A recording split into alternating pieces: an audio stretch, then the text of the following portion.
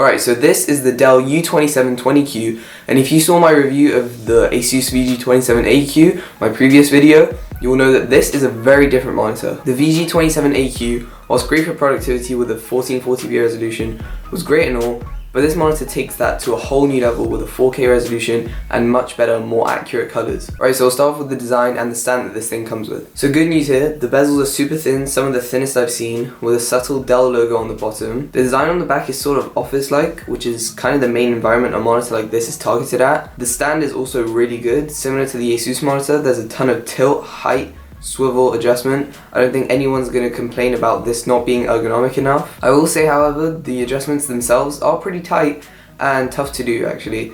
Mainly just the high adjustability. You might end up lifting the whole display if you try and pull the monitor up. Sometimes it makes it feel a little cheap, but not a huge deal. The I/O of this monitor are also really good. HDMI, DisplayPort 1.4, USB Type-C. That's great for laptop setups to power the display and charge your laptop with 90 watts of power delivery. There's also 2 USB downstream ports and 1 USB and USB-C port on the side. Now my specific model, and it seems like a lot of other models, judging by the Amazon reviews, has this one weird little quality control issue. The bottom frame of the exterior ever so slightly doesn't stick properly to the display itself. This isn't a huge issue other than the fact that now dust and other things can get into this lip and it can mess with OCD-like tendencies. It does annoy me, but I'm not focusing on it 90% of the time. I'm focusing on the actual panel itself. And yeah, speaking of the panel, this is the biggest selling point of this display and the biggest reason why it costs so much. So it's 27 inches, 4K, IPS, 60 Hz, and a 350 nit max peak brightness. Now that might kind of seem sort of basic, just seems like another 27 inch 4K monitor, but this monitor also covers 99% of sRGB color space, and so basically the whole color space, and 89% of Adobe RGB. 89% of Adobe RGB does make certain colors look more vibrant, but if you're looking to carry out your professional workflow on a display like this in Adobe RGB, I recommend looking somewhere else. And full sRGB is great because that's what all content is recorded or produced in. It covers the wide color gamut and a decent near 83% of DCI-P3 for HDR and an okay 66% of Rec 2020. So in HDR, color will look good, but not as good as some higher end displays which get much brighter. It is also, like every other display in 2021, an IPS display, so that means much better color accuracy, which it can maintain over larger viewing angles. Can confirm, viewing angle doesn't affect color accuracy, but it does make it appear much dimmer as you tilt the display up and down or side to side, but no one's looking at their monitor from that extreme an angle, so it's not a big deal. The 4K resolution is also kind of underrated for some reason. So it scales identically to 1440p 27-inch displays, but it looks way sharper, miles sharper than a 1440p display. I've seen a ton of reviews saying that 4K on 27-inch displays is just not that worth it, and to get any value for your resolution, the minimum screen size you should have is at least 32, but that's just simply not the case. Everything looks amazing and everything's just way sharper, and there's no other way of putting it. That makes the monitor great for watching videos, creating content, if you're working with 4K footage, or just general computer use.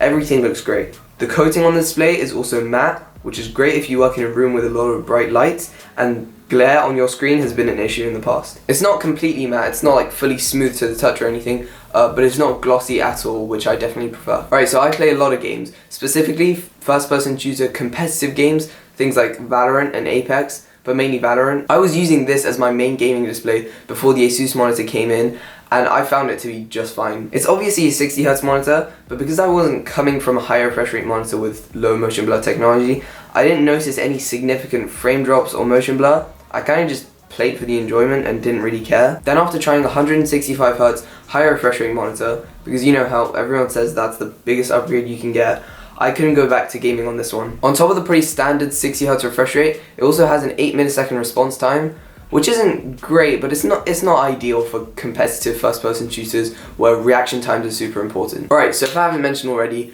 this monitor is expensive. Right now it's going for around $640 on Amazon, but I used to see it as low as around $550, which is still pretty high. This monitor, in my opinion, is for either mainly the luxury consumer or people who kind of dabble with content creation, don't do it at a specifically high or pro level. That would be more for much more color accurate monitors, which are sadly also much more expensive. So this is not meant for gaming, it's not meant for pro level content creation. It just seems like a pretty great media experience, and general desktop use display, or a laptop display with that USB Type-C port. With a great 4K resolution, which I do recommend at 27 inches, it's a big upgrade over any 1080p or even for that matter 1440p display. Definitely recommend considering this display if that's any of the categories that you fit into. Hopefully you enjoyed this video or found it useful, and I'll catch you guys in the next one.